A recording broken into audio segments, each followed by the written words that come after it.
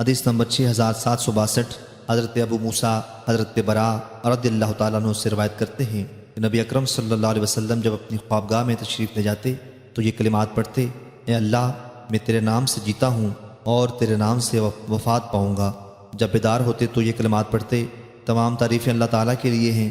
جس نے ہمیں وفات دینے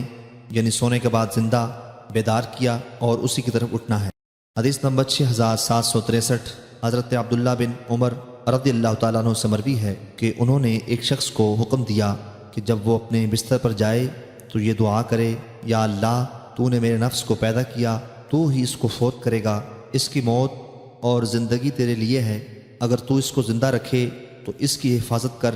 اور اگر تو اس کو موت دے تو اس کو بخش دینا۔ یا اللہ، میں تجھ سے عافیت کا سوال کرتا ہوں۔ ایک شخص نے ان سے پوچھا کہ آپ نے یہ دعا حضرت عمر فاروق رضی اللہ تعالیٰ عنہ سے سنی ہے؟ انہوں نے فرمایا: میں نے اس ذات سے سنی ہے جو حضرت عمر فاروق رضی اللہ تعالیٰ عنہ سے بہتر ہیں،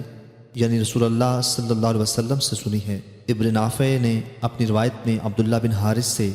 سماعت کا ذکر نہیں کیا بلکہ روایت کی ہے۔ حدیث نمبر 6764 حضرت سہیل کہتے ہیں: ابو صالح ہمیں یہ حکم دیتے تھے کہ جب تم میں سے کوئی شخص سونے کا ارادہ کرے تو اپنے دائیں پہلو پر سوئے اور یوں کہے: اے آسمانوں کے رب اور زمین کے رب اور عرش عظیم کے رب، ہمارے رب اور ہر چیز کے رب، دانے اور گٹھلی کو پھاڑنے والے، تورات، انجیل اور قرآن مجید کو اتارنے والے، میں ہر اس چیز کے شر سے تیری پناہ چاہتا ہوں جس کی پیشانی تیرے قبضے میں ہے۔ اے اللہ، تو اول ہے، تجھ سے پہلے کوئی چیز نہیں، تو آخر ہے، تیرے بعد کوئی چیز نہیں، تو ظاہر ہے، تیرے اوپر کوئی چیز نہیں، تو باطن ہے، تجھ سے دور کوئی چیز نہیں، ہم سے قرض کو دور کر دے اور ہمیں فقر سے بے نیاز کر دے۔ ابو صالح یہ حدیث بواسطہ حضرت ابو ہریرہ رضی اللہ تعالی عنہ نبی اکرم صلی اللہ علیہ وسلم سے روایت کرتے ہیں۔